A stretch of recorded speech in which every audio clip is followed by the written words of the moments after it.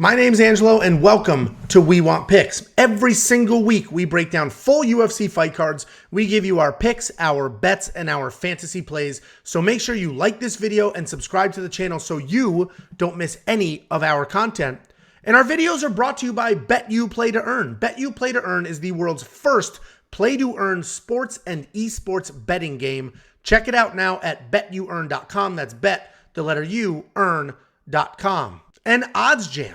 ODDSJAM.com has the fastest real-time data from all the sports books, and it helps you spot discrepancies and make sure that you hit your spots and get the best odds available for every single fight and every single sporting event. Check them out now at ODDSJAM.com. Next up, at UFC Columbus, we have the co-main event of the evening. We have Joanne Wood versus Alexa Grasso. Joanne Wood, 15-7 overall. Only 2-3 in her last 5, and she's coming off 2 losses in a row. Alexa Grasso, 13-3 overall, 3-2 in her last 5, coming off a win over Macy Barber about a year ago.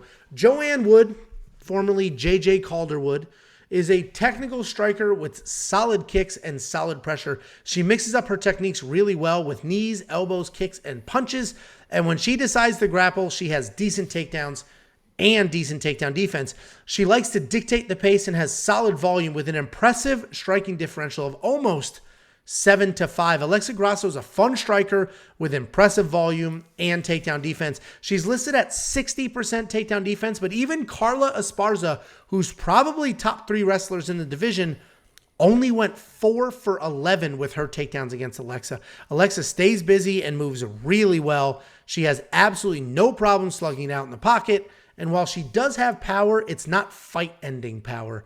The books have Alexa Grasso as well beyond a 2-1 favorite at this point.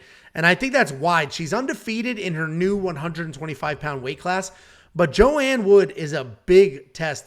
She has only fought the best in the world, and she's incredibly well-rounded. She's coming off a 2-fight skid, but one loss was to Taila Santos. The other was to Lauren Murphy. Both of those women are ranked top 5 in the division. I think the books are giving I don't think the books are giving Joanne enough credit here. I like her in this matchup. Listen, Lauren Murphy, a lot of people think Joanne won that fight. And Lauren Murphy's the strongest, biggest woman in that division. And that was a split decision. Taila Santos hits like a truck. Alexa Grasso does neither of those things. She's not incredible. She's undersized for the division. And she doesn't have that same power Taila Santos does. I like Joanne in this fight. She's a pretty big underdog here.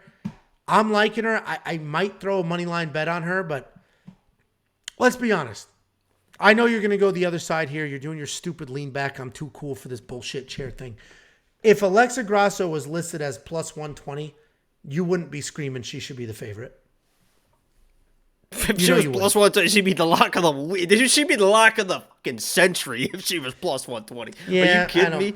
I think if her odds, I think if it was literally minus 120 for Joanne and plus 120 for Alexa Grasso, I think a lot of people would be like, yeah, that looks about right. It's the experience. So don't give me this crap. Go ahead. So your official pick is Wood. Oh, yeah. And you want to stick to that. I'm going to give you an opportunity. I'm going to give you an out. Everyone in the chat will all forget about what you said if you want to change your pick to Grasso. Go ahead. Yeah, Alexa Grasso, listen, is the much better fighter in this matchup. You got a 15-7 versus 13-3, and I think that's both exactly what each other are. I think Alexa Grasso is that next level 13-3 fighter, and Joanne Wood is a very good fighter, but, again, not great anywhere. She's not going to have a speed advantage.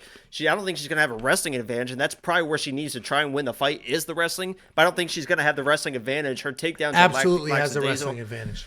Her takedowns are lackadaisical. She doesn't. It's not fast. If she can get to your leg, she can kind of get a takedown. But I think she's going to struggle to get to Alexa's leg.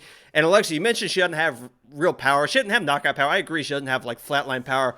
But she's kind of got that sneaky power. When she hits you, it's like, oh shit. Like she's not going to knock me out, but that shit hurts, and I don't want to get hit anymore. And that's not going to be very good for Joanne Wood, who really is a kickboxer by trade, who kind of picked up some grappling a little bit later, but.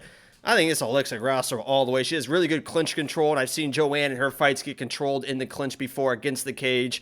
I can see Joanne taking lazy shots, getting the clinch. Grasso is able to withstand the shots and get her against the cage and win those clinch controls, and I think she absolutely dominates this fight.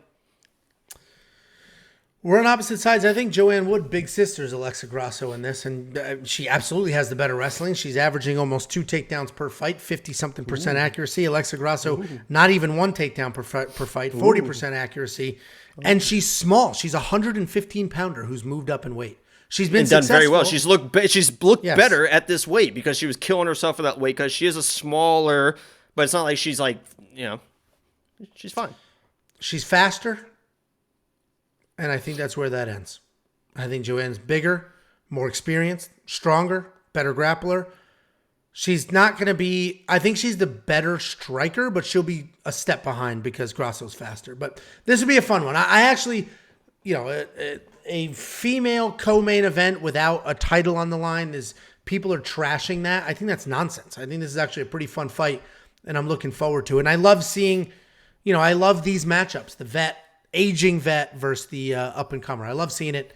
You and I are in complete opposite sides. I like the $7,200. I will spend that.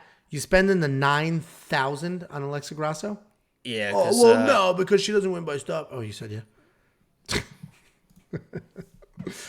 All right. I will not be disrespected. Okay. 98 strikes to 103. I think it's a less. Because I think Joanne leans on the wrestling, leans on the grappling, literally leans on Alexa against the cage. I think it's a less monkey knife fight. What do you think? I think it's a less too, but not for the reasons you say. I think Grasso is a very patient fighter. She's not like a super volume all in your face. She's very patient and she times her strikes, and when she does it very well. I think she's going to hit Joanne early, get her respect, and Joanne's going to be a little cautious. And they both, I think Grasso just lands the power shots and wins the decision. Well, it'll be, I think it's a fun fight. People are trashing me. Bro, this deserves to be co-main event over Askarov and France Angelo. Nothing deserves to be co-main event, but I'm not going to trash this co-main event. Joanne Woods paid her dues. They're trying to push Alexa Grasso. The Askarov fight, they're going to let him beat up a bunch of people before they really push him. So I see why this is co-main over that. They'd rather push Alexa than him. And its main card is main card. It's so funny. Fight order, once you hit the main card, I don't think it matters. I really don't think it matters. You're watching the whole main card. You know what I mean? Anyway. You want $50 free dollars? Preach. You want $50 free dollars? Go to WeWantPicks.com/bets. Sign up with any one of our 5 betting partners. Make a deposit. Let me know after you do. And we send you $50. Cash App, PayPal, Venmo, however you want it.